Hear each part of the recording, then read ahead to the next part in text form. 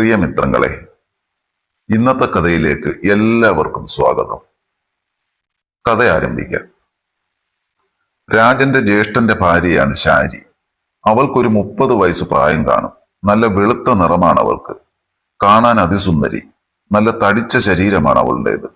എപ്പോഴും സാരിയും ബ്ലൗസുമാണ് അവൾ ധരിക്കുന്നത്. അവൾക്ക് 10 വയസ്സുള്ള ഒരു മകളുണ്ട്. അവളുടെ ഭർത്താവ് സർക്കാർ ഉദ്യോഗസ്ഥനാണ്. ആദ്യം നാട്ടിലായിരുന്നു അയാൾക്ക് ജോലി. ഇപ്പോൾ തിരുവനന്തപുരത്താണ്. വീട്ടിൽ പ്രായമായ അച്ഛനും അമ്മയും ഉള്ളതിനാൽ ശാരിയെയും മകളെയും ജോലി സ്ഥലത്തേക്ക് കൊണ്ടുപോകാൻ അവളുടെ ഭർത്താവ് സുഗതന് സമ്മതമായിരുന്നില്ല. അനിയൻ രാജൻ PGക്ക് പഠിക്കുകയാണ്. അന്ന് 1-ാം തീയതിയായിരുന്നു. സർക്കാർ ഉദ്യോഗസ്ഥരായിരുന്ന അച്ഛനും അമ്മയും പെൻഷൻ വാങ്ങാനായി രാവിലെ ട്രഷറിയിലേക്ക് പോയി. രാജനും ശാരിയും മാത്രമേ വീട്ടിലുണ്ടായിരുന്നുള്ളൂ.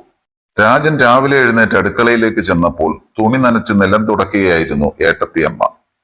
കുത്തിയിരുന്ന് നിലം തുടയ്ക്കുന്ന ഏട്ടത്തിയമ്മ സാരി മുട്ടിനു മുകളിൽ കയറ്റി വെച്ചിരിക്കുകയായിരുന്നു. ആ ഇരിപ്പിൽ ആ വെളുത്ത 2 കണങ്കാലുകളും അതിന് മുകളിലോട്ടും കാണുന്നുണ്ടായിരുന്നു. അത് കണ്ടപ്പോൾ തന്നെ രാജന്റെ കണ്ണ് തള്ളിപ്പോയി.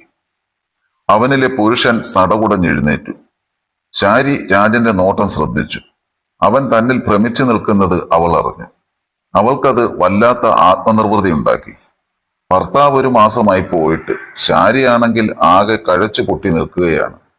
ചില സമയങ്ങളിൽ കൈവരലാണ് അവൾക്ക് ശരണം. പക്ഷെ അതിൽ ഒരു രസം കണ്ടെത്താൻ അവൾക്ക് ഇന്ന് വരെ കഴിഞ്ഞിട്ടില്ല. തന്റെ വികാരം ഒരു പുരുഷന് മാത്രമേ മാറ്റാൻ കഴിയൂ എന്നവൾക്ക് അറിയാമായിരുന്നു. സുഗതം വല്ലപ്പോഴും വന്ന് എന്തെങ്കിലും ഒന്ന് ചെയ്തിട്ടു പോകും. അതിലവൾ ഒട്ടും തൃപ്തയല്ലായിരുന്നു. അച്ഛനെയും അമ്മയും തനിച്ചാക്കി തന്നെയും കൊച്ചിനെയും കൊണ്ട് സുഗതൻ ജോലിസ്ഥലത്തേക്ക് കൊണ്ടുപോകില്ലെന്ന് അവൾക്കറിയാം. അതിൽ തനിക്ക് വിഷമമൊന്നുമില്ല. പക്ഷേ തന്റെ വികാരങ്ങൾക്ക് ഒരു ശമനം വേണം. അതുമാത്രമായിരുന്നു അവളുടെ ചിന്ത. അതിനൊരു വഴി അവൾ കണ്ടെത്തിയത് രാജനെയായിരുന്നു. PGക്കാരനായ അവനെ വളച്ചെടുക്കാനുള്ള ഐഡിയ പലതും അവൾ പരീക്ഷിച്ചുകൊണ്ടിരുന്നു.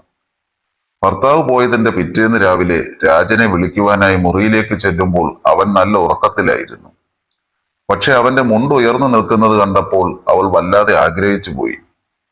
വേറൊരുത്തി അത് സ്വന്തമാക്കുന്നതിന് മുന്നേ അത് തനിക്ക് വേണമെന്ന് ശാരി നിശ്ചയിച്ചിരുന്നു. അന്നു മുതൽ തുടങ്ങിയതാണ് അവനോടുള്ള തന്റെ അടക്കാനാവാത്ത ആഗ്രഹം. എങ്ങനെയെങ്കിലും അവനെ വളയ്ക്കാൻ അവൾ ആഗ്രഹിച്ചു. പല ദിവസങ്ങളിലും അവന് കാണാൻ വേണ്ടി പലതും ശാരി ചെയ്തു നോക്കി. അവൻ അതൊക്കെ കണ്ട് കൊതിച്ചു നിൽക്കുന്നത് അവൾ അറിഞ്ഞു. അതൊക്കെ അവൻ കണ്ടു കൊതിക്കണം, എന്നാലേ അവനെ താല്പര്യം കാണിക്കൂ. പക്ഷെ അവന്റെ ഭാഗത്തു നിന്നും ഇതുവരെ അതിരുവിട്ട ഒരു പ്രവൃത്തിയും ഉണ്ടായിട്ടില്ല. അതവളെ വല്ലാതെ നിരാശപ്പെടുത്തി. പേടി കാരണമായിരിക്കും അവന്. പക്ഷെ ഇന്ന് അവൾ രണ്ടും കൽപ്പിച്ചാണ് അവന്റെ മുൻപിൽ ഇങ്ങനെ ഇരുന്നത്. ഇന്ന് എന്തു വന്നാലും വേണ്ടില്ല, അവനെ കൊണ്ട് തന്റെ പാൽപ്പായസം കുടിപ്പിച്ചേ താൻ അടങ്ങൂ. അവൾ മനസ്സിൽ ശപഥം ചെയ്തു. അങ്ങനെയാണ് ശാരി രാജന്റെ മുൻപിൽ ഇരുന്ന് നിലം തുടയ്ക്കാൻ ആരംഭിച്ചത്. പെൻഷൻ വാങ്ങാൻ പോയ അച്ഛനും അമ്മയും വൈകിട്ടേ തിരിച്ചു വരൂ. മോളുടെ സ്കൂൾ ബസ് എത്തുമ്പോൾ വൈകിട്ട് 3 മണിയാകും. ഇപ്പോഴാണെങ്കിൽ 10 മണിയായതേ ഉള്ളൂ. ശാരി മനസ്സിൽ ഓരോന്ന് കണക്ക് കൂട്ടുകയാണ്. എന്താണ് അവൻ മടിച്ചു നിൽക്കുന്നത്? താനെങ്ങാനും സമ്മതിക്കാതെ വരുമെന്നോർത്താണോ? അവൾ അങ്ങനെ ഓരോന്ന് ചിന്തിച്ചു. രാജനാണെങ്കിൽ ആദ്യമായിട്ടാണ് ഒരു പെണ്ണിന്റെ ഒളിയിടങ്ങൾ കാണുന്നത്. അത് മനസ്സിലാക്കി അവൾ ഒന്നും അറിയാത്ത പോലെ കുറച്ചുകൂടി കാലകത്തിയിരുന്നു കൊടുത്തു. അപ്പോൾ രാജന് കാര്യം പിടികിട്ടി. തന്നെ മനഃപൂർവ്വം കാണിക്കാൻ തന്നെയാണ് ചേട്ടത്തിയമ്മ ശ്രമിക്കുന്നത്. അവന്റെ പൗരുഷം ഉണർന്നു തുടങ്ങി. ചേട്ടത്തി വല്ലാതെ കൊതിമുട്ടി നിൽക്കുകയാണെന്ന് അവന് മനസ്സിലായി. എന്ത് ചെയ്യണമെന്നറിയാതെ അവൻ മിഴിച്ചു നിന്നു. ചേച്ചിക്ക് എന്നെ കൊണ്ട് എന്തെങ്കിലുമൊക്കെ ചെയ്യിക്കുവാൻ ആഗ്രഹമുണ്ട്. ചേട്ടനുള്ളപ്പോൾ 2 പേരും കൂടി മുറി അടച്ചിരിക്കുന്നത് അവൻ ഓർത്തു. നല്ല പരിപാടിയാണ് നടക്കുന്നതെന്ന് ആർക്കാണ് അറിയാത്തത്? ഇതിപ്പോൾ ചേട്ടൻ പോയിട്ട് 1 മാസം കഴിഞ്ഞു. ചേച്ചിയാണെങ്കിൽ വികാരം മൂടി ഇരിക്കുകയാണ്. ഇപ്പോൾ കയറി പിടിച്ചാൽ സമ്മതിക്കും. അവൻ അവന്റെ കൂട്ടുകാരൻ കൊടുത്ത കൊച്ചു പുസ്തകം വായിച്ചത് അവൻ ഓർത്തു. ചേട്ടത്തിയമ്മയെ ചെയ്യുന്ന അനുജന്റെ കഥ. ശാരി ഒന്നും അറിയാത്ത പോലെ കുനിഞ്ഞിരുന്ന് നിലം തുടയ്ക്കുകയാണ്. എന്നാൽ അവന് കണ്ടെന്നു വരുത്തിക്കൊണ്ടാകാം ബാക്കി പണി. അവൾ മുഖമുയർത്തി നോക്കി. ചേട്ടത്തിയുടെ അപ്രതീക്ഷിത നോട്ടത്തിൽ അവനൊന്ന് പകച്ചുവെങ്കിലും അവൾ ചിരിയോടെ ചോദിച്ചു, എന്താ രാജ, വിശക്കുന്നോ? ബ്രേക്ക്ഫാസ്റ്റ് വേണോ? ഇതൊന്ന് കഴിഞ്ഞിട്ട് പോരെ, നീ നിൽക്ക് കേട്ടോ. ഇതും പറഞ്ഞ് ശാരി വീണ്ടും തുടയ്ക്കാൻ തുടങ്ങി. അവൾ തുടയ്ക്കുന്നതിനിടയിൽ അവന്റെ അരക്കെട്ടിലേക്ക് അവൾ ഒളികണ്ണിട്ടൊന്ന് നോക്കി.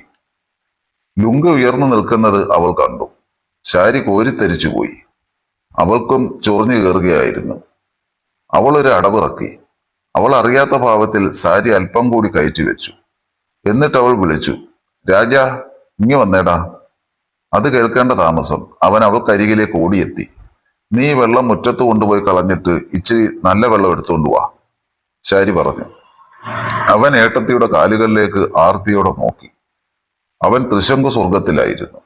അവൻ ബക്കറ്റ് എടുത്തുകൊണ്ടുപോയി. ബക്കറ്റുമായി പോകുമ്പോൾ അവൻ ചിന്തിച്ചു, ചേട്ടത്തി തീർച്ചയായും തന്നെ കാണിക്കാൻ വേണ്ടിയാണ് ഇരുന്നു തരുന്നത്. ഇനി സമയം പാഴാക്കിയാൽ പരിപാടി നടക്കില്ല. ധൈര്യമായി എന്തെങ്കിലും ചെയ്യണം. അവൻ പോയി വെള്ളവും എടുത്തുകൊണ്ട് അടുക്കളയിലേക്ക് വന്നു. അത് ചേട്ടത്തിയുടെ അടുത്ത് വെച്ചിട്ട് അവൻ പറഞ്ഞു, ഇങ്ങിതാ ചേച്ചി, ഞാൻ തുടയ്ക്കാം. അവൻ ചേച്ചിയുടെ തുണിയിൽ പിടിച്ചു. വേണ്ടടാ, ഞാൻ തുടച്ചോളാം. ചേച്ചി അവന്റെ കയ്യിൽ കയറി പിടിച്ചു. അവൻ അറിയാത്ത ഭാവത്തിൽ ചേച്ചിയുടെ മാറിലൊന്ന് തട്ടി. അപ്പോൾ ചേച്ചിയിൽ ഭാവവ്യത്യാസം ഒന്നും കണ്ടില്ല. രാജൻ വിങ്ങി പൊട്ടുകയായിരുന്നു. അവൻ ധൈര്യത്തോടെ എന്തും വരട്ടെ എന്ന് കരുതി അവിടെ കയ്യിൽ കയറി പിടിച്ചു. ശാരി അനങ്ങാതെ അതുപോലെ തന്നെ ഇരുന്നു. ശാരി അതുപോലെ അനങ്ങാതെ അങ്ങനെ തന്നെ ഇരുന്നു കൊടുത്തു. അവൾ കാമം തുടിക്കുന്ന മുഖത്തോടെ അവനെ നോക്കി. അത് കണ്ടപ്പോൾ അവന് വീണ്ടും ധൈര്യമായി. അവൻ നിലത്തിരുന്നു കൊണ്ട് അവളെ കെട്ടിപ്പിടിച്ചു. അതവളെ ആകെ കാമവിവശയാക്കി. രാജൻ അവളുടെ ചുണ്ടുകൾ കവർന്നു. അവൾ തരളിതയായി, ഒരു ഇളം തന്നലായി അവനിൽ അലിഞ്ഞു.